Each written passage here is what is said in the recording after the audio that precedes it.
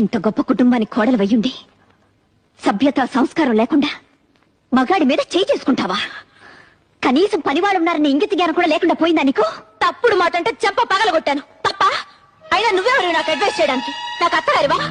కోడలిగా ఈ ఇంట్లో దీపం పెట్టడానికి నువ్వెలా వచ్చావో నేను అలాగే వచ్చాను. దీపం పెట్టడం అంటే నూనె పోసి వత్తి వేసి వెలిగించడం కాదే.